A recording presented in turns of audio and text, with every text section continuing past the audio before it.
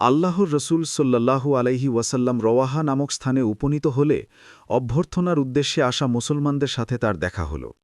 এরা দূতের মুখে মুসলমানদের বিজয় সংবাদ শ্রবণ করে রসুল আল্লাহ সাল্লাল্লাহু আলাইহি ওয়াসাল্লামকে অভিনন্দন এবং অভ্যর্থনা জানাতে মদিনা থেকে বেরিয়ে এসেছিলেন। তারা মুবারকবাদ জানালে হজরত সালমা ইবনে সালমা রাদিয়াল্লাহু আনহু বলেন, আপনারা আমাদের কিসের মুবারকবাদ জানাতে আগমন করেছেন? আমাদের তো মোকাবেলা হয়েছে মাথা নুয়ে পড়া বৃদ্ধদের সাথে, যারা ছিল উটের মতো। এ কথা শুনে রসুলাল্লাহ সাল্লাল্লাহু আলহি ওয়াসাল্লাম হেসে বললেন, ভাতিজা, এসব লোকই তো ছিল, কওমের নেতা। এরপর উসাইদ ইবনে খুজায়ের রাদিয়াল্লাহু আনহু আরজ করলেন, হে আল্লাহর রসুল, সকল প্রশংসা সেই আল্লাহর, যিনি আপনাকে সফলতা দান করেছেন এবং আপনার চক্ষু শীতল করেছেন। আল্লাহর কসম, আমি জানতাম না যে শত্রুদের সাথে আপনার মোকাবেলা হবে। আমি তো ভেবেছিলাম আপনি একটি কাফেলার সন্ধানে বেরিয়েছেন। যদি জানতাম যে শত্রুদের সাথে মোকাবেলা হবে, তবে কিছুতেই পেছনে থাকতাম না। রাসূল আল্লাহ সাল্লাল্লাহু আলাইহি ওয়াসাল্লাম বললেন, তুমি সত্য বলেছ। রাসূল আল্লাহ সাল্লাল্লাহু আলাইহি ওয়াসাল্লাম মদিনায় বিজয়ী বেশে প্রবেশ করলেন। শহরের আশেপাশের সকল শত্রুরা প্রভাবিত হয়ে পড়ল। মুসলমানদের জয়লাভের ফলে মদিনায় বহু লোক ইসলামে দীক্ষিত হল। তখনই আবদুল্লাহ ইবনে উবাই এবং তার সাথীরাও লোক দেখানো ইসলাম গ্রহণ করল। আল্লাহর রাসূল সাল্লাল্লাহু আলাইহি ওয়াসাল্লাম মদিনায় আগমনের একদিন পর যুদ্ধবন্দীরা এসে পৌঁছল। রাসূল আল্লাহ সাল্লাল্লাহু আলাইহি ওয়াসাল্লাম তাদের সাথে সাহাবাদেরকে ভালো ব্যবহার করার উপদেশ দিলেন। এই উপদেশের ফলে সাহাবায়ে কেরাম নিজেরা খেজুর আহার করতেন, কিন্তু কয়েদিদের রুটি খেতে দিতেন। প্রসঙ্গত উল্লেখ্য, মদিনায় খেজুরের চেয়ে রুটির মূল্য ও গুরুত্ব ছিল বেশি। যুদ্ধবন্দী প্রসঙ্গ। রাসূলুল্লাহ সাল্লাল্লাহু আলাইহি ওয়াসাল্লাম মদিনায় পৌঁছার পর সাহাবায়ে কেরামের সাথে যুদ্ধবন্দীদের ব্যাপারে পরামর্শ করলেন। হজরত আবু বকর সিদ্দিক রাদিয়াল্লাহু বললেন, হে আল্লাহর রাসূল, ওরা তো আমাদের চাচাতো ভাই এবং আত্মীয় স্বজন। আমার মতে আপনি ওদের নিকট থেকে ফিদিয়া অর্থাৎ মুক্তিপণ নিয়ে ওদের ছেড়ে দিন। এতে করে যা কিছু নেয়া হবে সেসব কাফেরদের বিরুদ্ধে আমাদের শক্তি হিসাবে কাজে আসবে। এমনও হতে পারে যে আল্লাহ তাআলা তাদের হেদায়েত প্রদান করবেন এবং তারা আমাদের পাশে এসে দাঁড়াবে। রাসূলুল্লাহ সাল্লাল্লাহু আলাইহি ওয়াসাল্লাম হজরত ওমর ইবনে খাত্তাবের মতামত জানতে চাইলেন। তিনি বললেন, আমি হজরত আবু বকরের মতের বিপরীত মত পোষণ করি।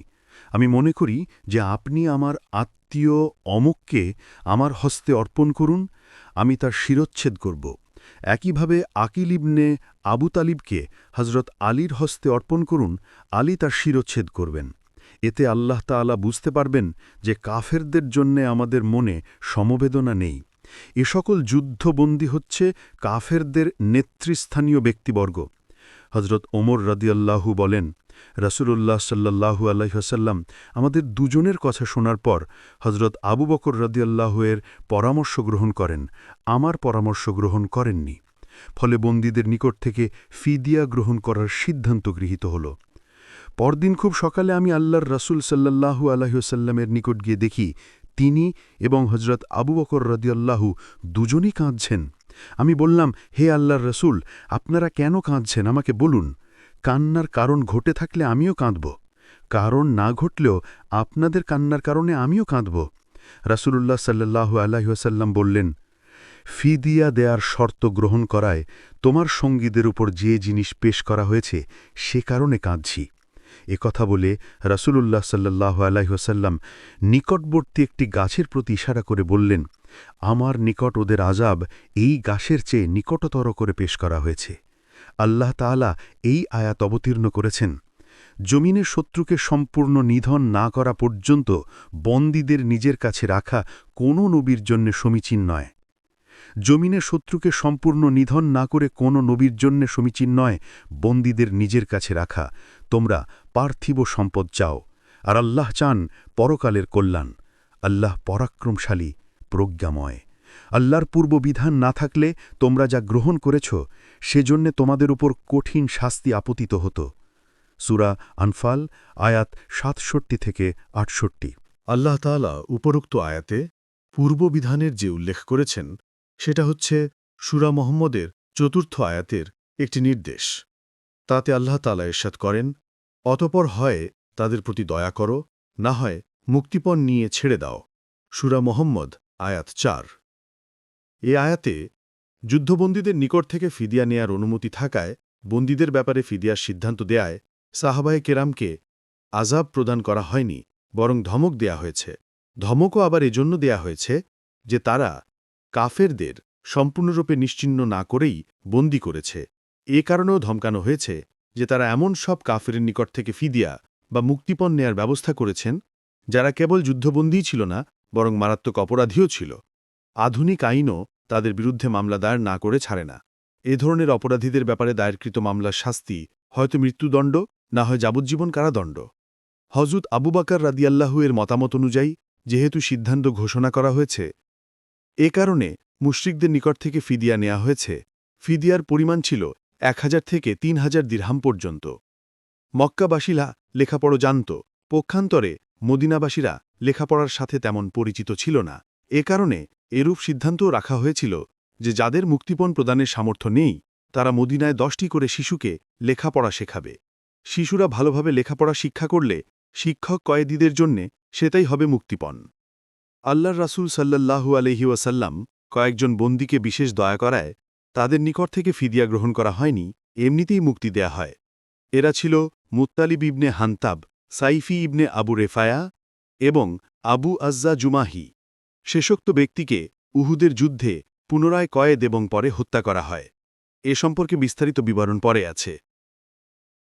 রাসূলুল্লাহ সাল্লাল্লাহু আলাইহি ওয়াসাল্লাম তার জামাতা আবুল আসকে এ শর্তের ওপর ছেড়ে দিয়েছিলেন যে তিনি নবীনন্দিনী হযরত জয়নব রাদিয়াল্লাহু এর পথে বাধা হয়ে দাঁড়াবেন না।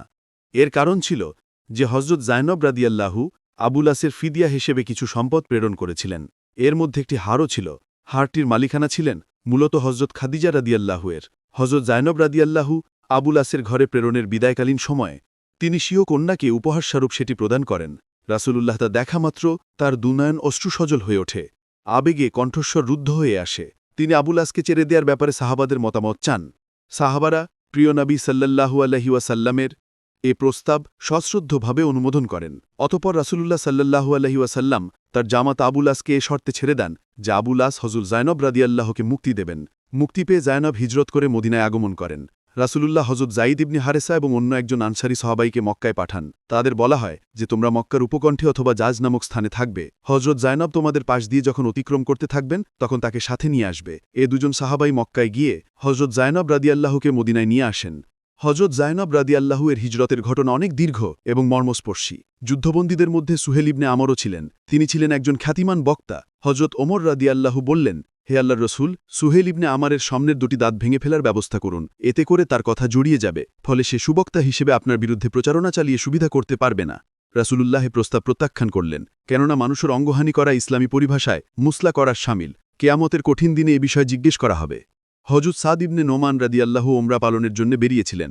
এ সময় আবু সুফিয়ান তাকে গ্রেফতার করে। আবু সুফিয়ানের পুত্র আমর যুদ্ধবন্দী ছিল। রাসূলুল্লাহ আমরকে আবু সুফিয়ানের হাতে ন্যস্ত করার বিনিময়ে হযরত সাদকে মুক্ত করেন।